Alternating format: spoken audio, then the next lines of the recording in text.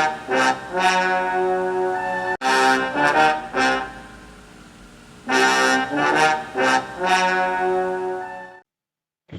morning, guys. We hope you're having a great morning. This is Fred Sheila McCoy with Hatfield McCoy Museum and Adventures, plus FS Investigates. And you can go to fredmccoy.com to find out more. Thank you, babe. You're welcome. Hey, guys. This is going to be the third part to the videos that we've done on the book that's on the wall behind us, Harlan County Sun by Lieutenant Colonel Douglas Asher. We finally got his book in, and that is it. And this will be the last, unless they open the case or solve the case or rule the case something other than a homicide, or be the last video we do on this one. It may be rather lengthy. We're going to take our time and try to cover some material that, even some questions you all ask. There is going to be another story that we're going to do out of this book. Okay. Because the very next chapter over, after the story on Edrington, is a story about something I'm well familiar with. And that is Mark Putnam. Yep, we lived it. FBI agent Mark Putnam. Yeah, we lived it. We put our lives in the hands of two FBI agents and trusted them, and they let us down. They let a lot of people down, but Mark Putnam, Ron Poole, FBI agents out of Pikeville, Kentucky, and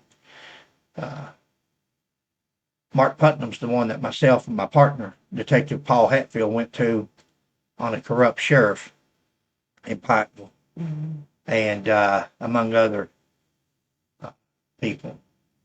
And he was investigating, him and Ron investigating the sheriff and others, and he turns out and kills his informant after he got her pregnant. She was going to tell his wife. Free man. They shipped him off to Miami, never to be heard from no more, until Paul and I held a press conference in Lexington and brought our sheriff and others to the forefront. And then they decide, oh, wait a minute, we got to go get Mark Putnam. We got to discredit anything he says. This woman's been missing. Let's investigate it. She's been missing. No. Who would have thought an FBI agent would have actually... Anyway, it's going to be a story coming up. That's for another day, but it'll be an interesting one. But Mr. Asher there says that he solved that case. Wow.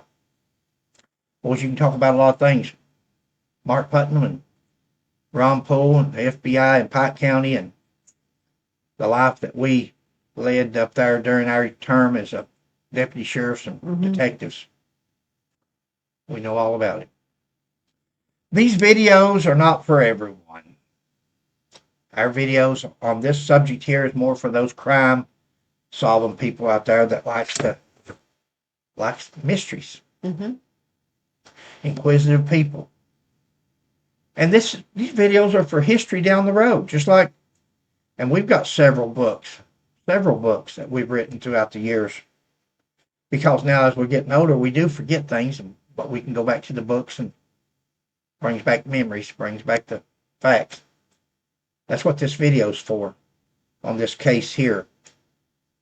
Colonel Asher brought up a lot of questions in his book when he made a chapter on Johnny Edrington. I'm not going to get ahead of myself and just follow our notes. Go ahead, babe. All right. Asher starts this chapter off with 1948 KSP Formed. The KSP was formed in 1948. And that's about the first thing that he writes. Don't worry about coughing. Sheila's still got the flu, guys. And it's okay. And he starts off with the Kentucky State Police was formed. And he says the KSP was one of premier law enforcement agencies of its kind, was one of the most premier law enforcement agencies of its kind. And I say, once upon a time, it was considered that. Not anymore. Colonel Asher says the reluctance or refusal to own up to the facts. And I'm paraphrasing here because he writes, and I don't want to give his whole book away. Right. Won't Well, leave nothing to curiosity. That's right. Somebody else might want to read it. But he says by them not being a refusal to own up to the facts that it serves to erode public trust. True. We can agree with that, especially after 35 years. Today's trust in law enforcement, especially here in Kentucky, and especially with the Kentucky State Police. Greatest example of this conduct was the cover-up. This is Doug Asher. The greatest example of this conduct was the cover-up. That's what he calls it. In fact, we'll get to it here in a minute, the title of this chapter, but pay attention to some of the words in KSP Colonel Asher's book. Listen to some of the words that he uses. This is a 30-year retired trooper. He spent 30 years as a trooper, a post commander, an executive. He was a post commander in London, Kentucky. And he's talking about a cover-up. He implied by some command staff surrounding. Yeah, the death of Johnny Edrington. Yeah. He implied this. Yeah.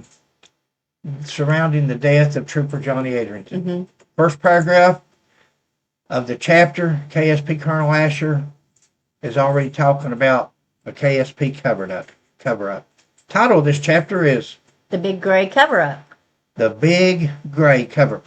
What a title for a chapter in a book written by a 30-year career trooper.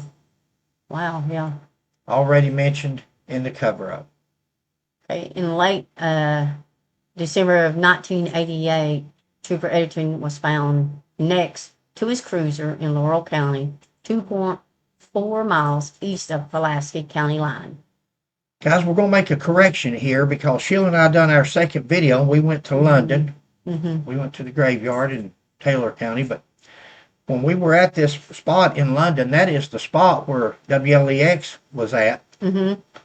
And we thought was the correct spot, and very well may be, but I think I tend to believe what I think the colonel, The 2.4? Yeah. He says it's 2.4 miles east of Pulaski County line going toward London.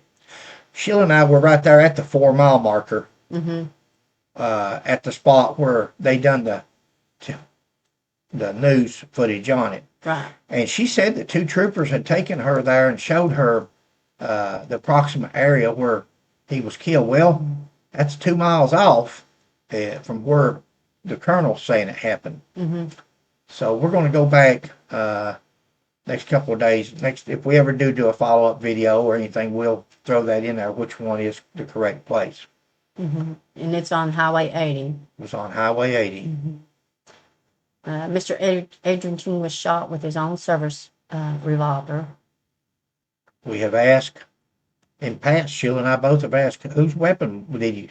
More than likely, he was shot with his duty weapon, but we wanted to know for sure. Well, Colonel Asher covers that, clears that up in his book because he confirms that he was shot with his duty weapon, and you'll hear about it here in a minute. One time in the head. One time in the head. Several seasoned and experienced officers were assigned to this case, the colonel says. Unanimous decision of all investigators that it was self-inflicted. Guys, listen. Listen to these comments and questions we're going to cover more at the end of the video than even now. There's questions that's going to come up at the end of this video that you guys have even asked. That makes sense. He also said that several command staffs attempt to influence the individual findings and decisions to no avail. He says that his investigators, there was attempts to influence them to change their initial thinking that it was a suicide. Individual findings and decisions to no avail. The Laurel County coroner refused to list as a homicide On the death on the death certificate. certificate. Yeah. The command staffer took other steps to circumvent the truth behind the death. He finally succeeded in getting chief medical examiner to list the cause of death as a homicide. This is Trooper Asher talking. We're not here to bash anyone. Asher talks about command staff. Yeah. And that they wouldn't have it no other way but to have Johnny's death listed as a homicide. Who was the command staff that the colonel talks about? Important enough to list in his book, not important enough to name. Name the person. Give them a chance to respond. If we're going to make allegations against the command staff, who was the command staff? This is like starting a rumor. I heard this or I heard that. You ever seen somebody say, I heard that Mabel's pregnant? And you say, where'd you hear that from? That's just what I heard. That's the rumor. Yeah. And that's actually probably the person that's starting that rumor. If they can't tell you where they heard it from, because that's where somebody says, I heard this. Where'd you hear it from? Who told you? Well, John. And then you go talk to John and say, John, where'd you hear? Did she tell you what I said? Well, where'd you hear that at? And then you can track it down and see who started that rumor. But when they say, I heard this or something, it's this is a state trooper. He knows how to work a case. This guy right here, he knows how to work a case. He's writing a book. He knows what happened and the names of the people. Where's the names? He says people's told him this or he saw this and that, but he refuses or so far hasn't named any names. Man up. Name these people. If you're going to man up 35 years later, identify the people by name. It took 35 years for them to tell this story so everyone will know who they are and that this is not a fictional book or fictional story. If we're going to try to discredit the whole agency by saying it's a big gray cover up, let's name them. It's not an entire department cover up. Name the ones involved. Otherwise, you're putting a black mark on every trooper that ever served in the KSP, especially back during this time. And I knew a lot of troopers back in that day that didn't work London, didn't know anything about it. But when you talk about the big gray cover up, that's more like you're talking about the entire state police. Well, when he says the big gray, that's kind of like what it sounds like. Yeah. I hope could your mic up, babe? Speak. Yeah. You might have to speak up a little bit. I think you can. You're used to just me and you talking, I believe, and you're going to have to. I want them to be able to hear you. Okay. Go ahead there. And this chapter is intended to expose the cover-up, he said. By some of the command staff. Yeah, go ahead there. Doug has taken the time to bring Edrington's death to light. Now, that's talking in third party, but we'll get to that in a minute. But bring it to light. This is 35 years later, and he's bringing it to light. In that book, it's wrote, Doug has taken the time to bring it to light. You write a book after 35 years, and you're going to bring it to light. Should have been brought to light 35 years ago. We've said that in some of our other videos. Go ahead, baby. He also says that he believes the family deserves closure in this matter. He says the family deserves closure. We think the family would have rather had closure back then, not brought up 35 years later that it was a suicide. Are we to believe that state police, with all their resources, detectives, knowledge, couldn't solve this case if it was a homicide? If this was a homicide, are we to believe that they couldn't solve it? How close was this guy's circle? Who did he hang with? Because, see, Sheila and I's got our own.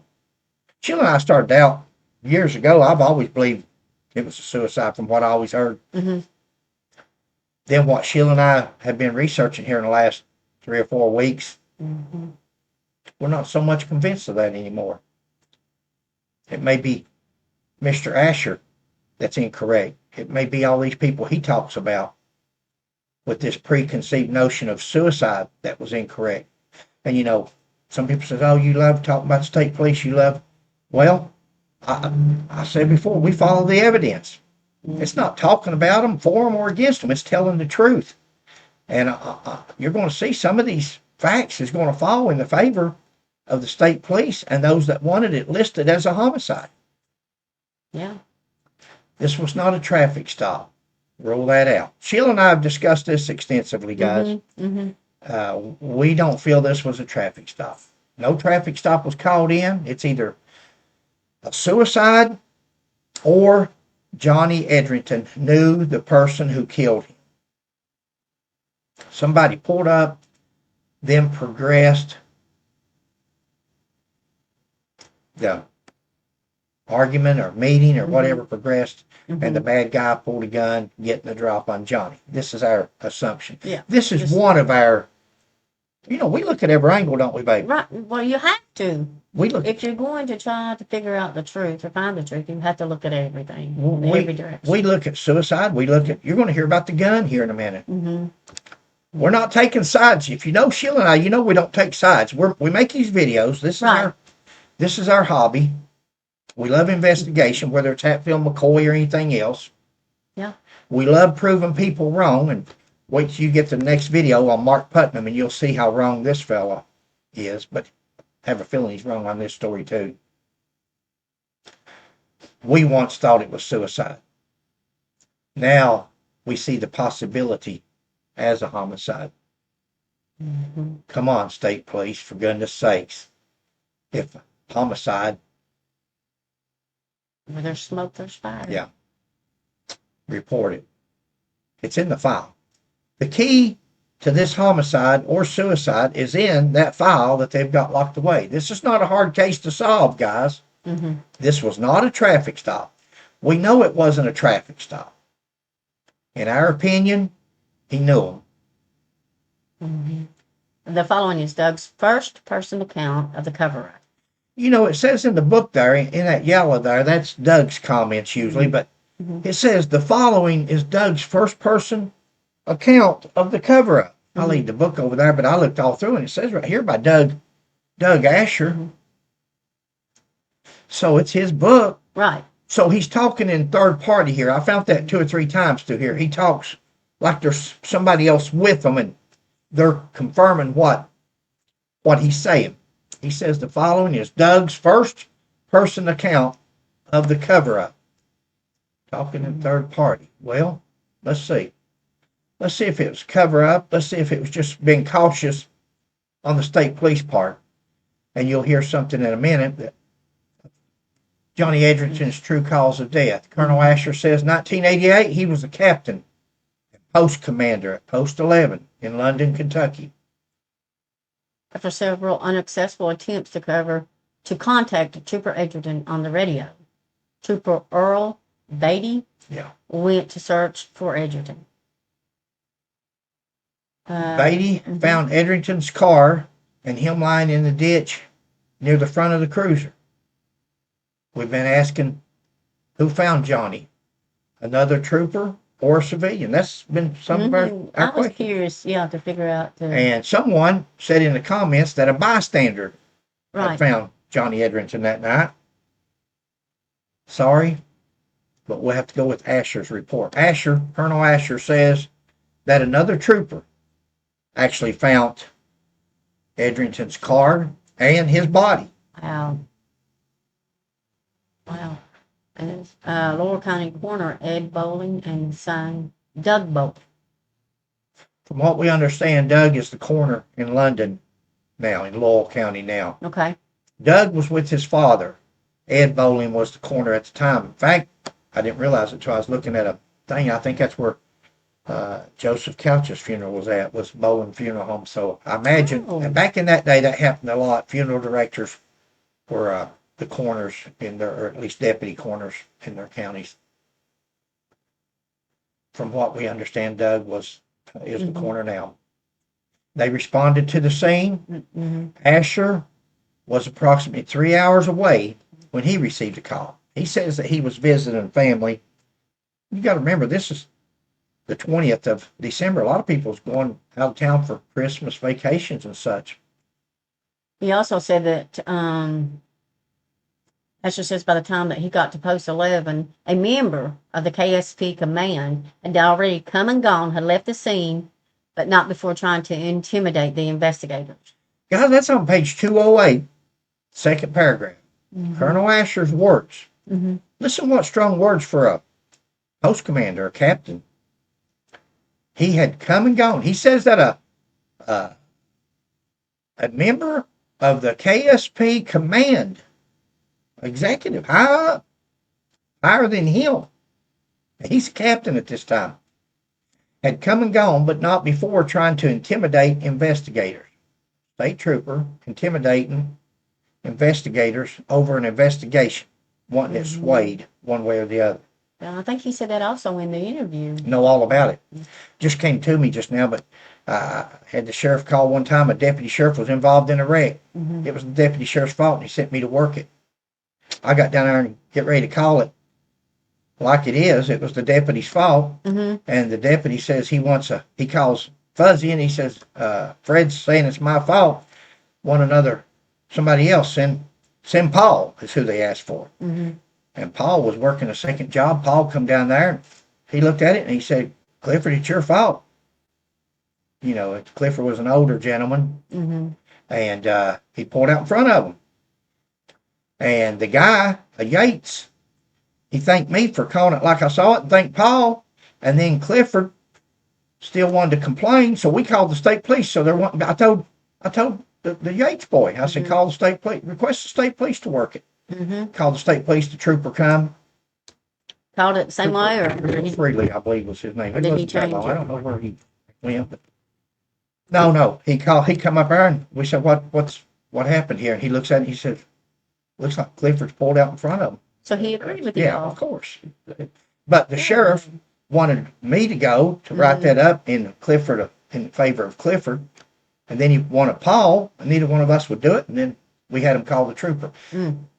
So again, boys, it takes something to have the intestinal fortitude to stand up when people tells you to do something wrong, and you know it's wrong. Mm-hmm. This man's saying that they intimidated his officers.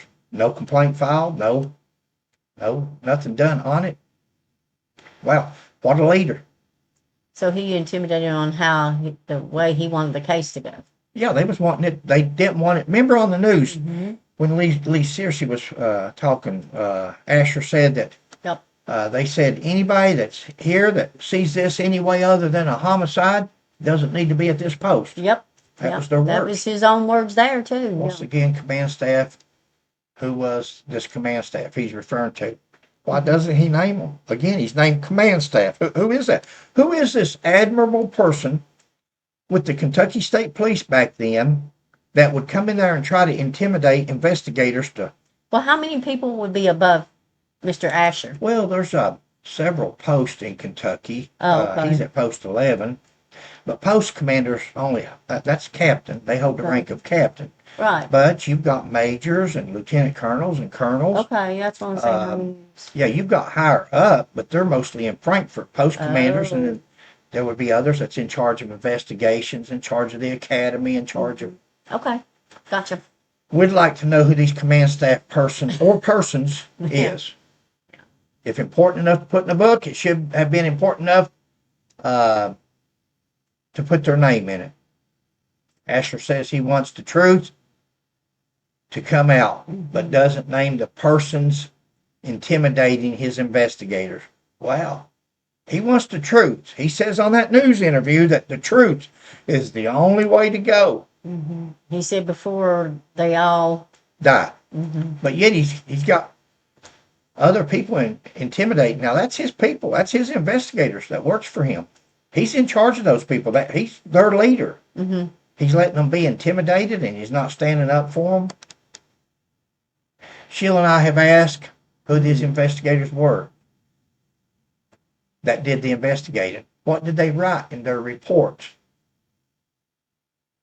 that's locked under lock and key in Frankfurt. Well, Investigators were Lieutenant William Stewart, Detective Johnny Phelps, and Detective Larry Lewis.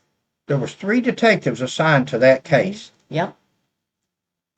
Any of you guys that live in London may know these guys, or we have a lot of viewers out of London, especially since the I-75 mass shooter Joseph Couch story. We do. Sure, made a lot of friends from over there. That's what I'm saying. Made some friends. So you guys may know some of these names. Mm-hmm.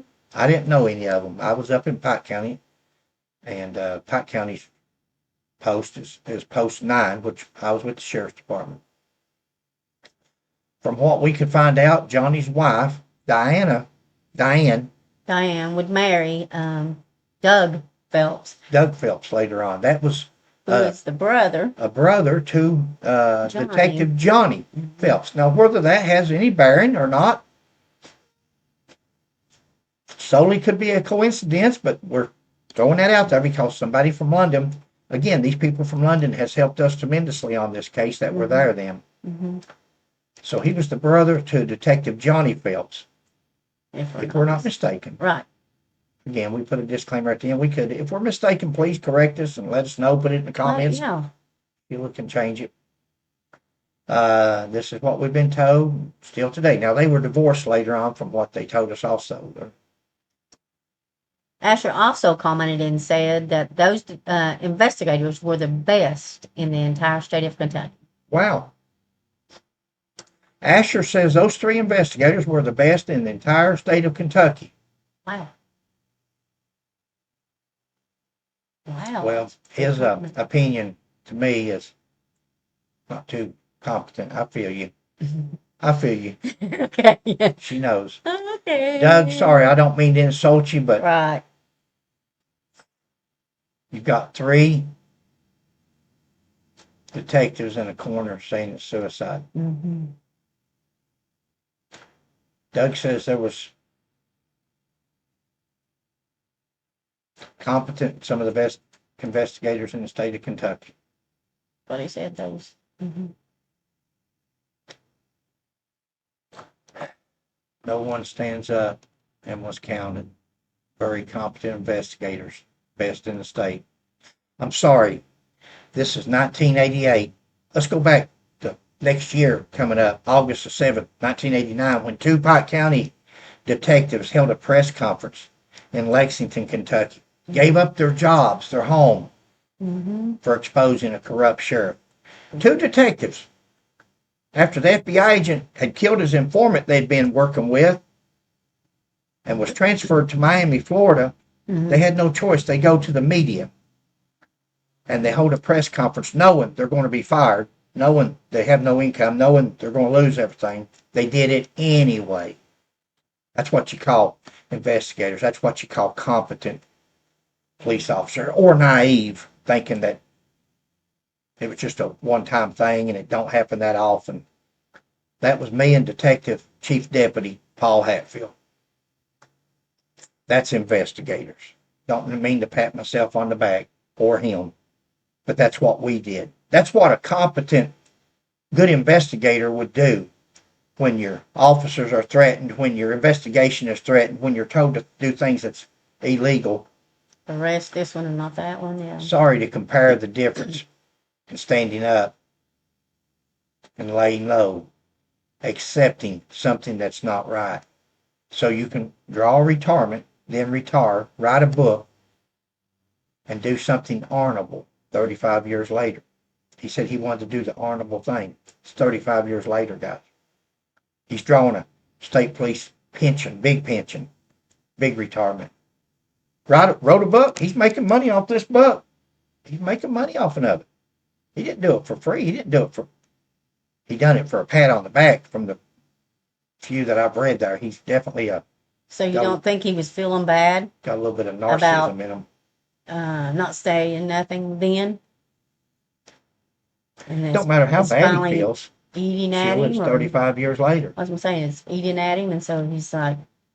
Or is he just wanting to pat himself on the back like he's stepping forward and calling the state police out?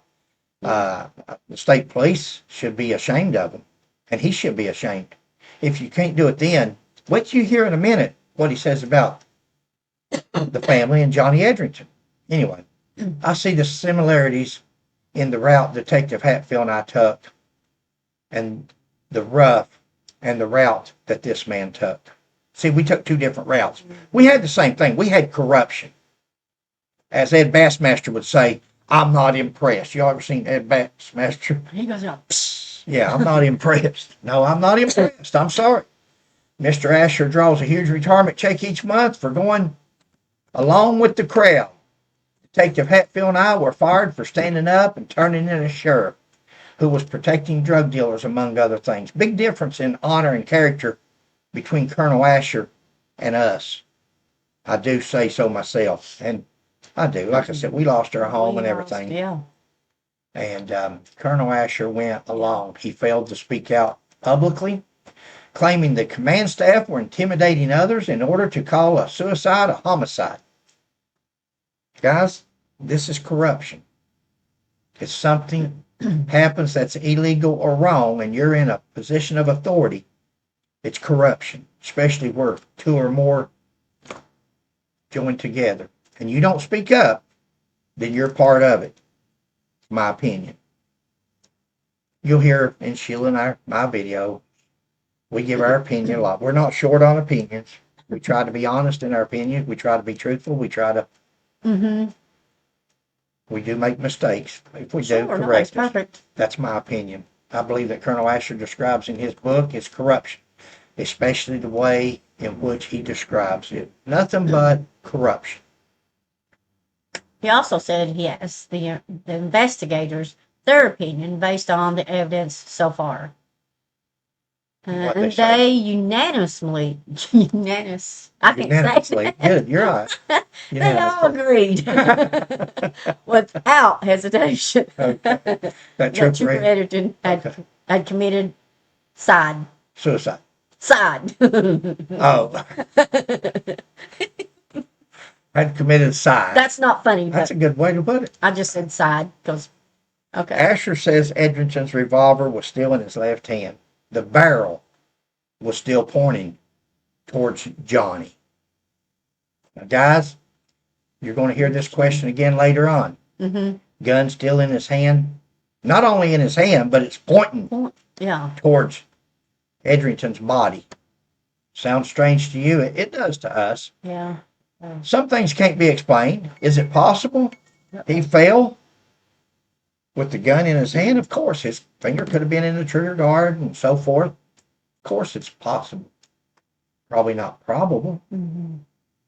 If you were going to set something up to look like a suicide, would you put the gun in the person's hand? Most likely. We believe that substance that the state police believes may be homicide. We believe that there's substance in what the state police, some of their thoughts were back in, that it could possibly be a homicide. He says they were trying to cover up a suicide. That's the rumor we've always heard. Yeah. Rumors, you know, they run like wildfire. They'll spread. Yeah. They'll spread. Thank you, bud. We're not taking sides. We don't care how it turns out either way, but people need to know the truth. Sheila and I used to think it was a suicide. We're not so sure anymore. Since we started looking into the case, as we find out more about the case and look at things, this very well could have been a homicide, guys. As of right now, Asher says, go ahead, babe. He said the next morning, Tuesday, December the 21st at 8:30, he went to Bowling Funeral Home in London, Kentucky. Mr. Edrington's body had already been placed in the hearse to be transported to Frankfurt for an autopsy. Asher says he unzipped the body bag and observed Johnny's uniform was in perfect order. There was no signs indicating any type of physical struggle. Devil's advocate. On the other side, now taking KSP's side. Here I am. But Sheila and I done determined it's not a traffic stop because he would have called in a 47. Tag number, traffic stop, location, so forth. Right. It would be logged on the log sheet. We're going to play devil's advocate. He's sitting there on the side of the road running radar, we didn't have cell phones back then, so somebody could call up and say, "Hey, Johnny, meet me up there at 2.4 miles outside the line. I want to meet with you." "Oh, okay, I'll see you there." That didn't happen. We didn't have cell phones in '88. So he's sitting there on the side of the road running radar probably. Somebody pulls up in front of him or behind him. Mm-hmm.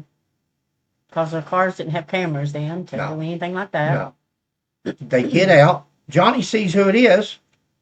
He goes ahead and flips on his blue lights so people passing by will see him, won't run him over. Or he turns on the blue lights so people will think he's on a traffic stop or official business or whatever. But he turns on his blue lights. We're talking hypothetical here. But he walks up to the person or the person walks up to him. And they start talking. Maybe there's a disagreement. Goes bad. Mm-hmm. Maybe that person he's been talking to with their hands in their pockets or whatever pulls a gun out on Johnny. Maybe there's even two of them. Get his gun. Or give me your gun. Now they've got Johnny's gun. Now I'm not going to get ahead of myself here, but that is something that could have happened. Maybe somebody got the drop on Johnny. Maybe Johnny wasn't expecting this to happen. And he just gets out of the car, starts talking, all of a sudden the person pulls a gun on you. What are you going to do? Especially if there's two of you and you tell the other one, get his gun. Now, it's a little bit leery to reach over and get the gun yourself because he might have tackled you, which makes me think it might have been two people. Mm. Is that what happened? We don't know. Mm. We wasn't there. Could it have happened? Of course. Demo. Someone comes up and explains how it happened. Explain not calling in a traffic stop. Mm-hmm. Explain being out of the car. If in doubt, wouldn't rather call a homicide as disgrace a vet and trooper with a family suicide title. Guys, I always had this saying in law enforcement. You've heard me say it in other videos. I'd rather let a guilty person go in my career as a police officer. I would rather have let, and probably did at times, let a guilty person go than to ever charge an innocent person with a crime. That's got to be the most devastating thing. Sure. To be charged or accused of something when you know you didn't do it. So it was always my work ethic I figured if I let them go and they did do it, if I let a guilty person go, they'd do something else. I'd get them another day. They'd mess up again. Yep. But if you charge an innocent person with something, there goes their reputation. There goes their... Yeah. Because, like Sheila said, it spreads like wildfire. People would rather spread something bad as good. Now, back up here. If in doubt, wouldn't we rather call it a homicide as disgrace a veteran and a trooper with a suicide? If we're in doubt, now Asher said he made up his mind right then. 3 detectives made up their mind right then. The county coroner made up his mind right then. And now you're going to find out in a minute the medical examiner made up his mind and said, hey, suicide, suicide, suicide, suicide. Looks can be deceiving. If you wanted something to look like a suicide, would you take the gun, lay it in somebody's hand after you've done it? Would you lay it in his hand? Would you, if you know about, oh God, I've lost my train of thought. The gun residue. Mm-hmm. If you know about gun residue, would you take the gun after it's been shot and rub it over his hands so he would have residue on his hands when they do a kit? Interesting. It looks so much like a suicide that it almost sounds like it's set up like that. Gun was even pointing toward him. Like, there's your finger, it's pointing right at him. The gun was pointing right at him. He had to do it himself. Hmm. Asher says he observed a single gunshot wound to the head. Go ahead, babe. And it was about an inch above the brim of his nose. Dead center, eye level. Dead center, eye level. Right between the eyes. Mm. He had been shot right between the eyes. Now, did he take his bang bang, put it up to his head, and pull the trigger? Asher said it was obvious that the blast from the muzzle from the .357 at close range, what it done. Mm-hmm. It was contact or near contact wound. It was either a contact or near. That was his words. Mm-hmm. Asher says it's either contact, which means the barrel was up against Right up his the head. Yeah. forehead, Yeah. or it was near because of the muzzle blast. Now, if you're going to do it yourself, you probably put it right up against your head or right close to it so you don't get off. But if you was going to shoot somebody old Western days and all this, shot them right between the eyes. Mm-hmm. Well, how hard is it to do if you're standing directly in front of a person and he's thinking that maybe the argument would go the different way and all this and that? I don't know. But then all of a sudden just pulls the trigger. He's shot right between the eyes. Example of this was Joseph Couch. You know, a lot of people talked to one of the family members. Well, we talked to some of them. Yeah. Mm-hmm. But this one was telling us that when they got the autopsy report back, said Joe had shot himself in the temple. And I'm not a coroner. I'm not a medical examiner. I wasn't there, but with the condition, and I've seen a few in my day of his head, it looked to me like he had placed a barrel in his mouth and closed his mouth on it. And it wasn't just the bullet, it was the percussion. It was like he's talking about here, the muzzle blast. That muzzle blast will blow, you've heard the old saying, blow your head off. Well, it will blow your head off. There's nothing there. And he shot right in the front of the forehead. Mm-hmm. Now, shot with the .357, probably Magnum rounds. Back in that day, that's what everybody carried. Hollow point, which a hollow point goes in with just one hole, comes out the back with a big hole. Mm-hmm. Now, when it come out the back, did it come straight out the back as if somebody's the same height as he is? Mm-hmm. Is it a shorter fella that's shooting up? And did the blast come out the top of the head? Or did it go straight on and come directly out the back? Or we a don't taller know. person. Who? A taller person. Or a taller person shooting down and it comes out the back of the neck.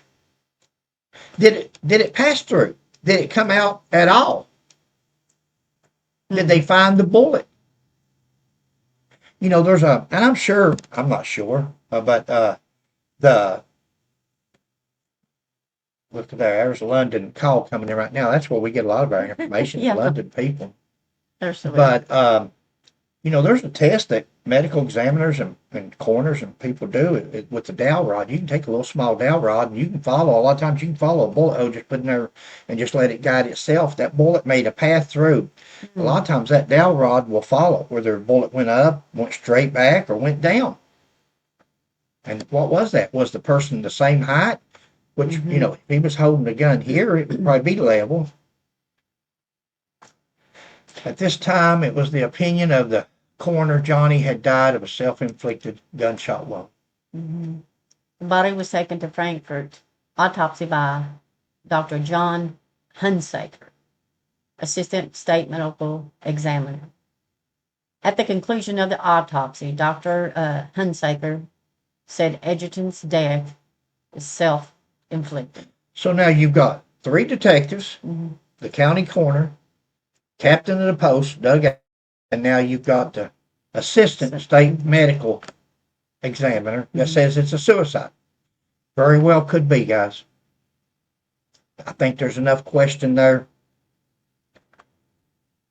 to still call it possible homicide, especially given, and you'll hear here after a while where the FBI even did that, given the doubt, if there is doubt, at least give it in Johnny's favor. Mm-hmm. Why would you want to call it a suicide if there was even the slightest doubt that this Army veteran and this trooper was actually killed? No other wounds of struggle were found on the body. No other wounds. According to Asher's book, by now there was, and I just named them, the 3, the coroner, Hunsaker, mm-hmm. and himself saying it was suicide. No bruising on the body. No indication of a struggle. Yeah. See, that would tend to look at a suicide. Maybe he just done that. However, would also be the same if a person got the drop on you. Let's say a person just got the gun on you mm-hmm. and takes your gun and shoots you in the head with your gun. They've already holding one gun on you, but they take your gun and use it on you mm-hmm. and then put it in your hand and lay it down there. Wouldn't be Wow. no signs of a struggle. Wouldn't be no uniform messed up. Wouldn't be no, to be the same thing as a homicide, wouldn't it? Mr. Asher also said that the county coroner refused to state the cause of death as a homicide. You know, in the news footage, Unsinker says that he was going to put it down as undetermined. According to Asher's book, phone calls were made, meetings were held, attempting to get death classified as a homicide. He says heavies, the staff, the command staff was calling. They were setting up meetings. Mm-hmm. He says KSP command staff began to scramble to get death certificate that would indicate cause of death was not suicide. And it fit their desired scenario of a homicide. A major ordered me to accompany him to a meeting in Lexington. Dr. Hunsaker and the state medical examiner, Dr. David Jones, director of the state medical examiner's office. You know, there's a reach me out book over there, babe. This one? Yeah.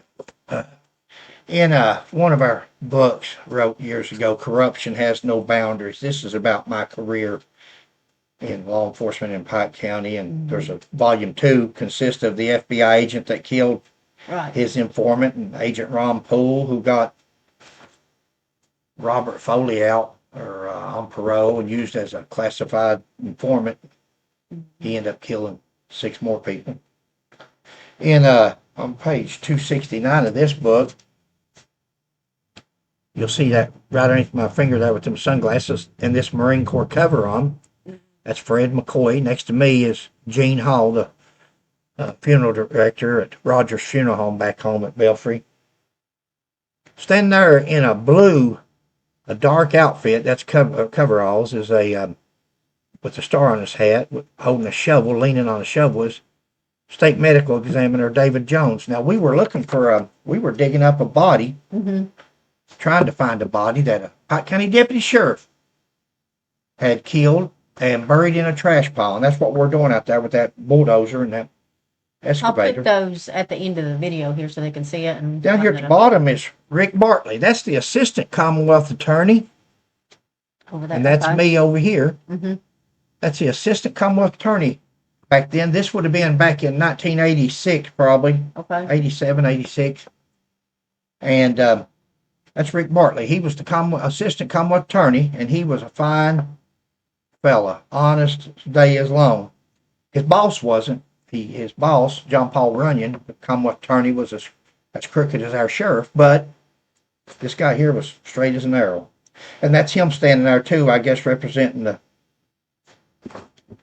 But anyway, that's David Jones. That's the state medical examiner. And Lieutenant Asher says in his book that at this meeting, go ahead, babe. He made no comment. Yeah, he was meeting in Lexington along with Hunsaker. But he says he didn't make no comment. He didn't say nothing. Asher didn't. This guy that's writing a book 35 years later, see nothing, say nothing, do nothing until 35 years later. Then write a book about it. Looks like poor old Dr. Hunsaker had to stand alone. This man here says he's got to stand up, got to speak, got to tell the truth. He sat there in that meeting, and in his own words, he says he didn't comment. Well, if not part of the solution, you're part of the problem. Asher says it was obvious to him that the intent of the meeting was to influence Dr. Hunsaker to change his position on the cause of death. And he didn't make any changes to it. Didn't make any changes, Asher said.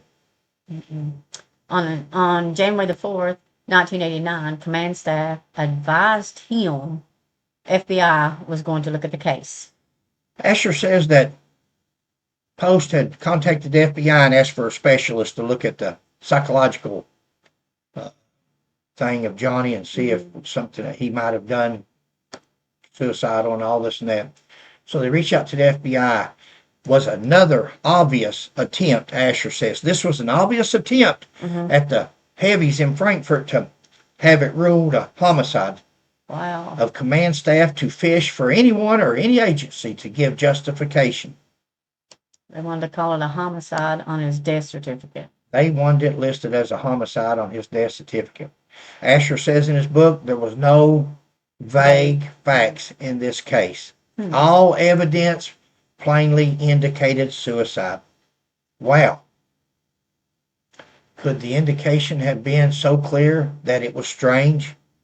There was no, what was his words? All evidence was plainly indicated suicide. There was no vague facts. The vague fact that he fell to the ground after shooting and had the gun still in his hand.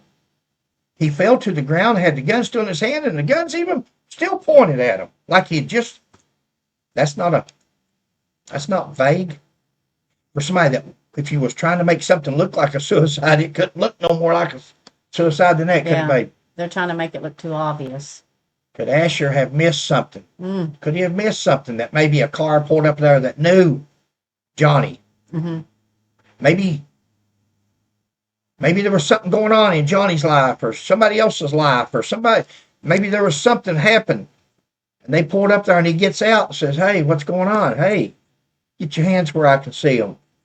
Now, get his gun. Boom. Could that have happened? I think so. Sheila thinks so. We also think he could have done it himself. Yeah. Clue. We won't know until everything comes out, though. FBI agent requests all information on the case. They wanted the photos.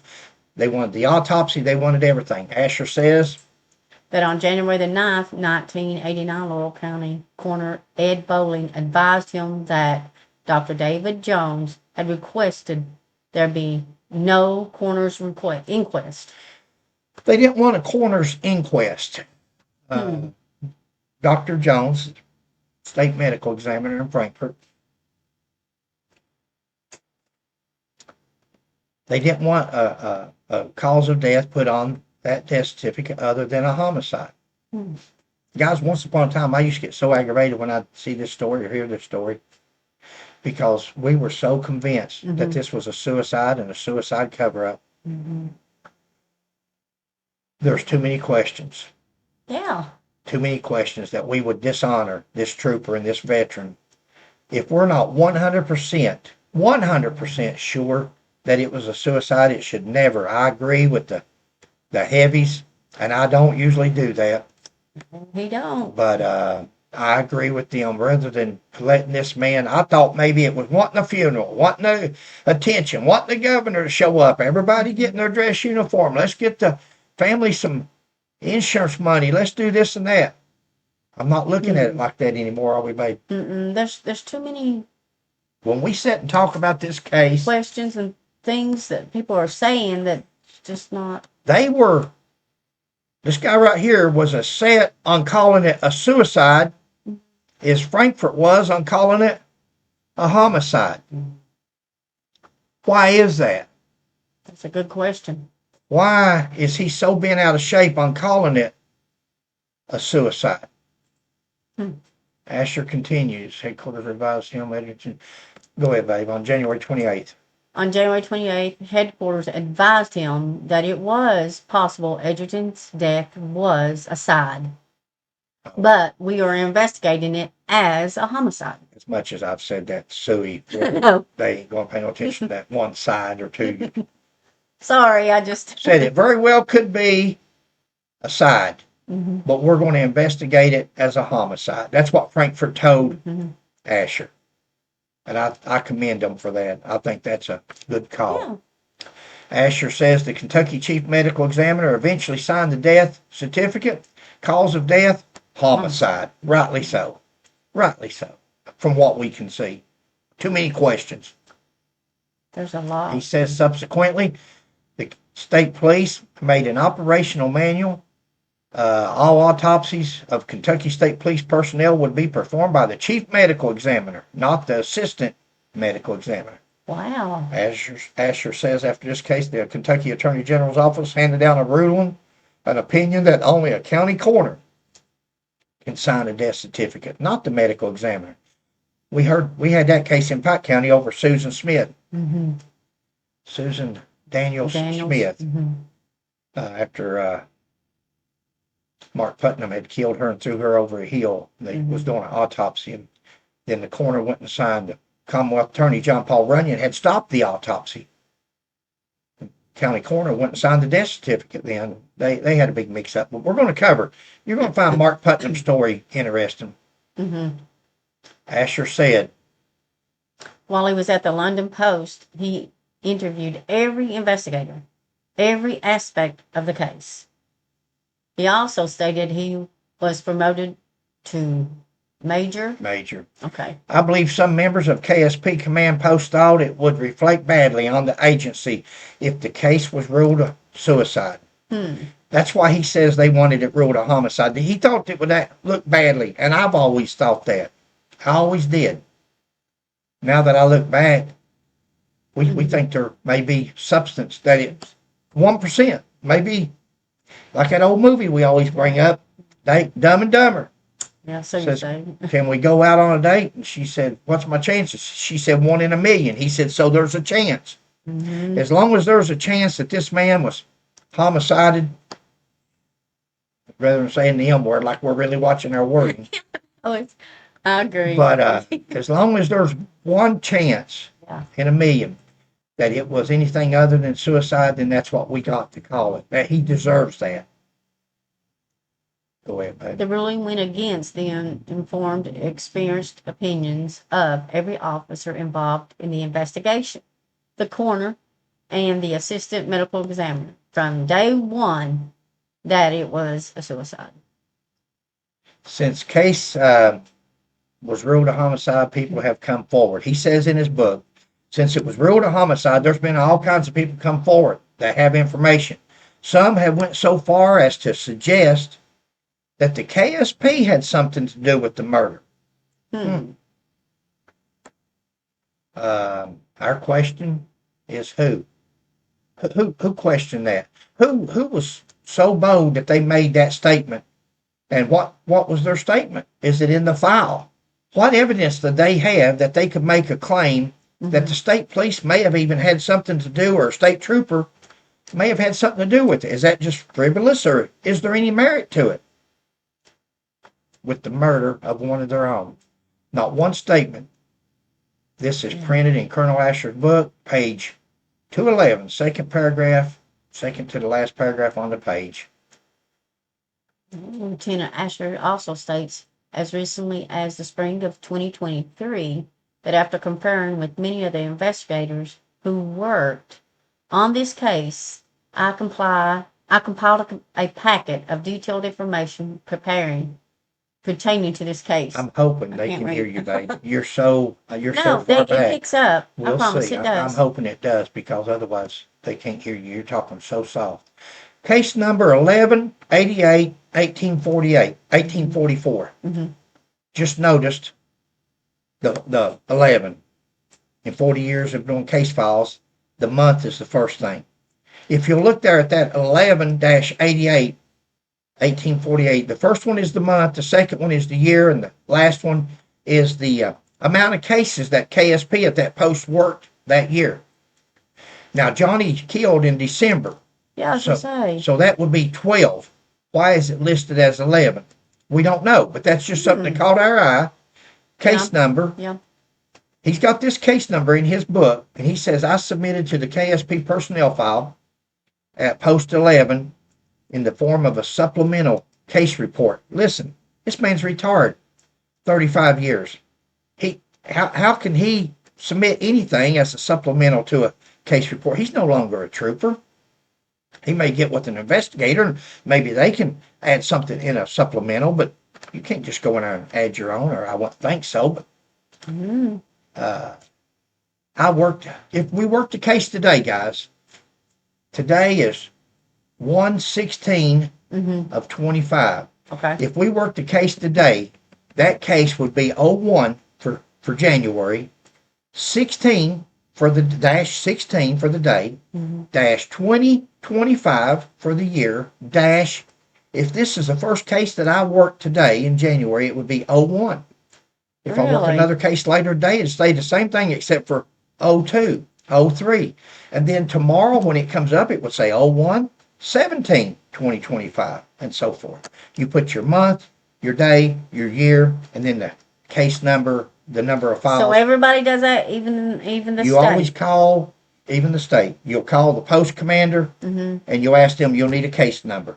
They have a book there, and they'll give you they'll assign you that next case number. You're going to find something interesting in the Susan Daniel Smith case. This man says that he solved. He don't even know. He don't even know the Kentucky State Police in Pikeville Post that he says they were working close together. They never even filed a missing persons report on her. The case report wasn't until after Paul and I had turned the sheriff in for corruption. Then they filed an official missing persons case on her. It's sad. We have the records on it. Anything I say, we like to back up. So Yep. again, we'll do that in another video, but Okay. I won't get off. What's that got to do with anything? I don't know, but question everything. What's the 11? What does the 11 have to do with anything instead of 12th month? He was killed in the 12th month. What about the 88? Well, 88's the year. Okay, I thought you said the month, the day, and the year. 11, which would have been November. 88's the year. Oh, okay. 1844 is the amount of cases that they worked. Oh, okay. I that thought year. it was going to say like 11, 20, His 88. case is 1844 is his case number. Okay, sorry. 1844 cases that year. Right. Wow. But it should have been 12 up there. Yeah, gotcha. For inclusion into the case file in an effort to have the death certificate amended to reflect cause of death as suicide. This is Colonel Asher.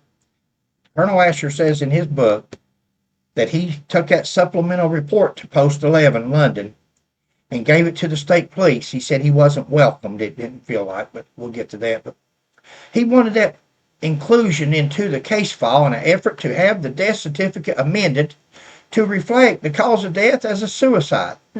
Why? Why now? Why for Johnny's children, grandchildren?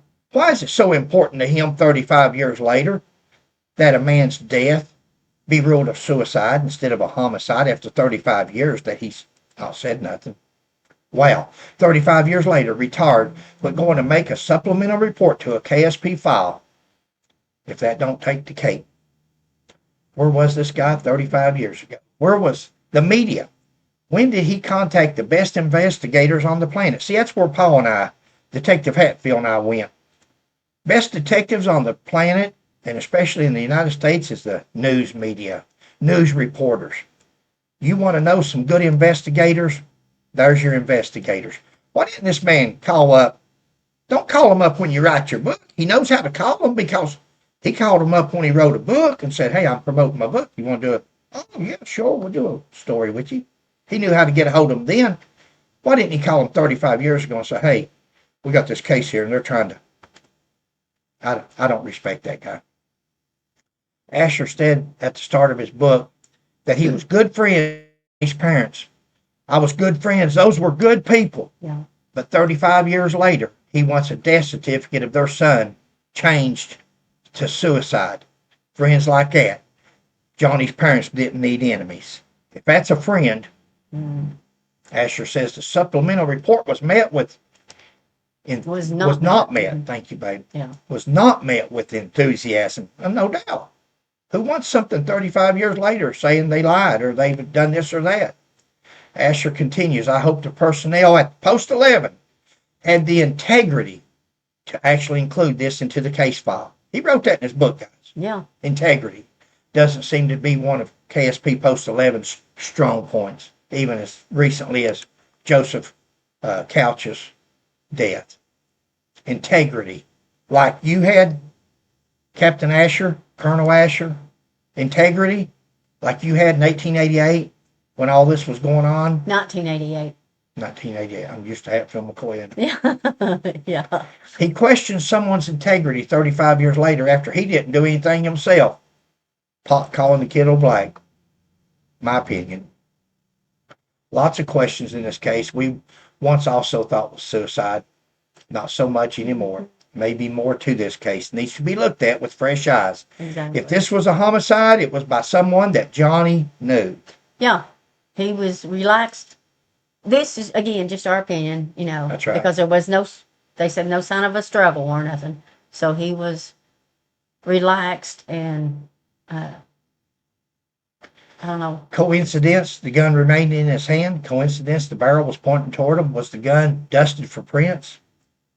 Is it in this file that's locked away that the gun, Johnny Edrington's gun, was actually dusted for prints? Was his the only prints that was on that gun? Mm-hmm.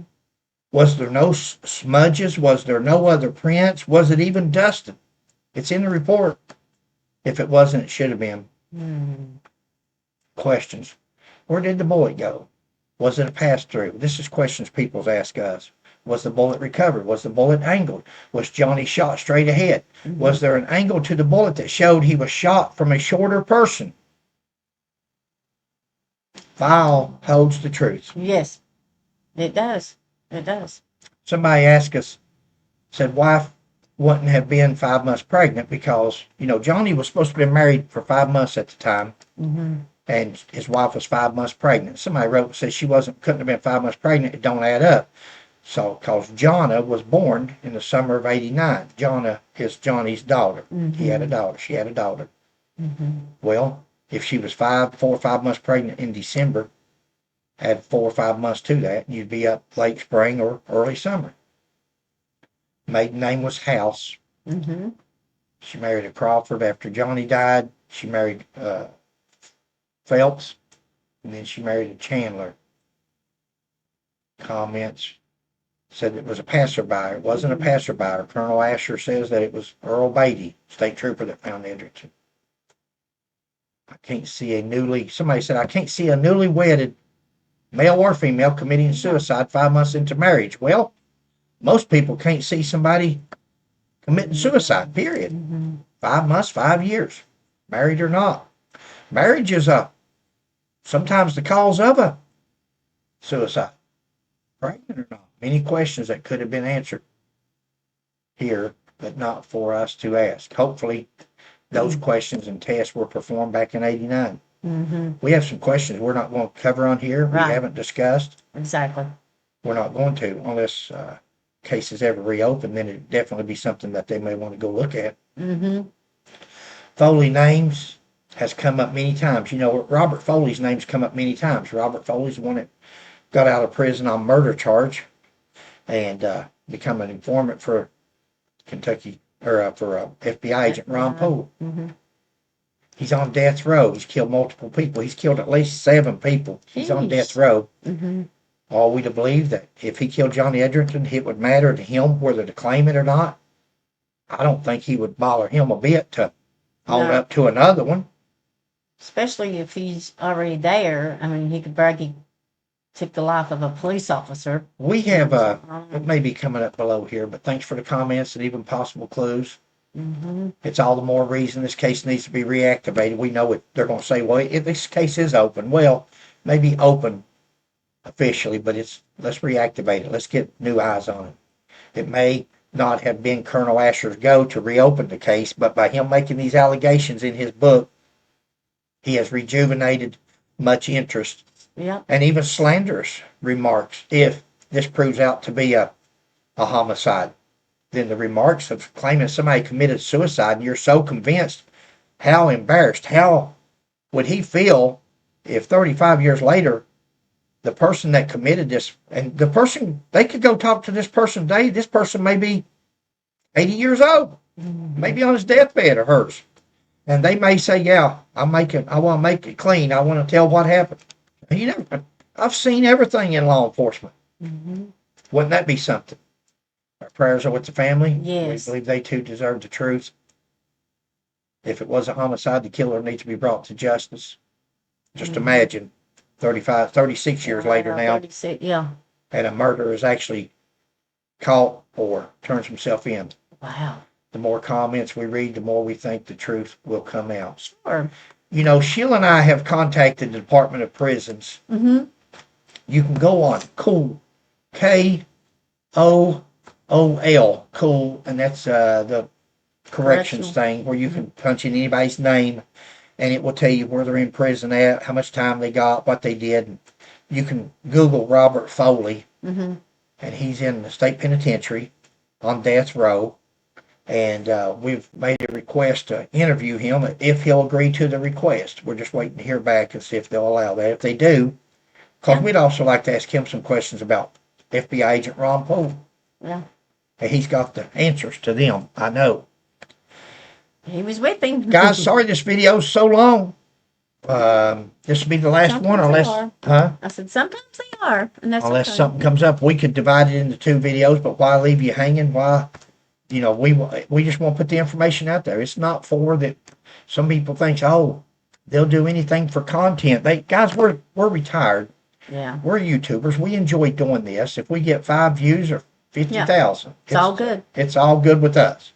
At least we made a record, a recorded record of what we think our opinion is, what we allege that may happen or did happen.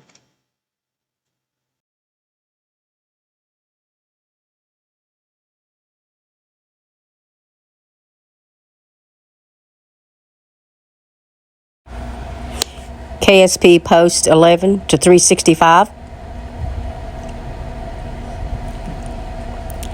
KSP Post 11 to 365.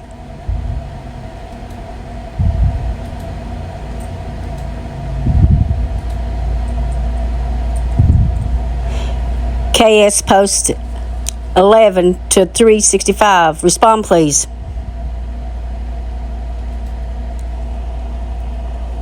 KSP Sergeant 365 is not responding. You're up, bud. Thanks for watching, guys. We hope you're staying warm today. I hope you're having a good day. Please like, subscribe, and share. And we'll catch you on the next one. Bye. God bless. Thank you, guys.